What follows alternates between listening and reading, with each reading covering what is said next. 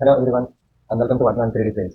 Today we are going to talk about the wall load and infill density. These are some of the important things that you need to consider for every print. So wall load, if you open up here Bambu Studio, then you can able to see under strength, walls and then wall load here. By default this will be 2. And when it comes to the infill density, here is a Sparse infill, which is 15 here, and that's by default. Now let's add up here cube here to understand how it actually works. So if I resize this to be like 50, 50 and 50, this is a good dimension. And now if I slice this place as is, so let's understand the time duration here. For one filament, it is taking up like 39.55 grams and 11.75 minutes here. So if this is for two loops and filament is taking up here 39.55 and minutes, it is taking up here 2 hours 29 minutes here. So here 2 hours 29 minutes is nothing but like 2 hours is 120. Yeah, the dimension is changed here. So 2 hours is into 60 here, which is nothing but 120 and then 29 minutes. Yeah. So now when it comes to like two loops here, which is the two wall loop.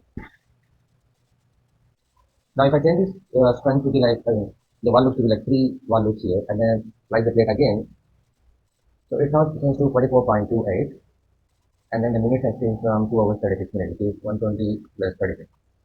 Now as an example, if I change this to 5 wall loops here and slide the plate again, this is going to be like 53.65 for 5 and this is going to be like 2 hours 51 minutes, 120 plus 51. This is how it's going to increase here. But the advantage of that is if I just reduce the height of this one and zoom this a little bit. Now you can see there are like 5 different walls here. So that's why it is showing up here wall load. If you need a model that requires a high toughness in terms of area, you need a hardcore toy or any kind of tool that you need to print. In that case, you need to increase the wall load here. But by default, if you reduce it like 2 here and then slide the plate again, then you will see this here is going to be only 2 wall loops here. So this is all about the wall loop. It depends purely on your print quality, how you actually need the strength of the print output. If you need a more strength, then you need to increase the volume. If you need a regular one, then you can keep it as 2 itself. Now, when it comes to SPAC infill density, I'm just taking the volume 2 from here onwards and then just changing this infill density. So for infill density, there are options here how you want to fill this one, which you can see this is into different things. And now if I change this to regular grid option and keeping it to the 15 and slice the plate, this one will look like the grid.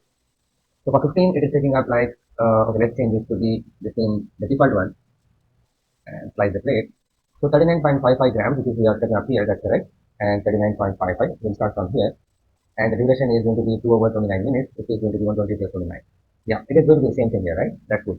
So this is going to be the default one, and this is also the default. That's why I've given the name here as base for these two.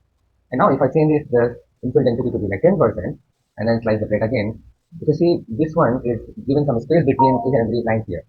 And now it is considering 32.53 total usage here with the base wall loop as 2 itself, and now the duration is 1 hour 59 minutes, 51 minutes. That's reduced here. And now if I change this to 5% here, and then 5%, here 5%, and then slice the plate again. You see the space is much more bigger now, even with the same viewpoint. So now usage is 24.83, and this one here is 1 hour 24 minutes, which is like 60 plus 24. It reduced a lot. And now if I make it to be like 0% here, and click on this one, so now you can see it is reduced to 15.76. It is only considering that wall loop and the base here, and the top as well. So it is taking up like 65 minutes. So now you asked about why I need to change this heading here. So as we talked about the value, which is purely depends on the strength of your product, similar to that, the infill density also depends on the strength of your product. So that these two comes under the strength here. So the more you add it in between the infill density, the more stronger the toy or the tool will be output. Now, when this situation occurs here, so for example, if you have a kind of small tool and you need a rigid kind of structure for this one, then you need to use this value to be more than 2, and then you need to use the density as well because that requires a lot of density for you.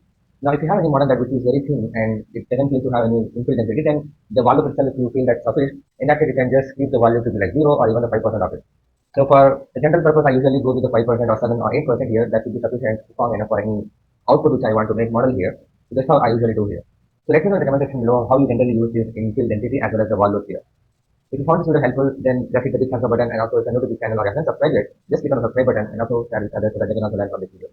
Thanks for watching. See you in the next video.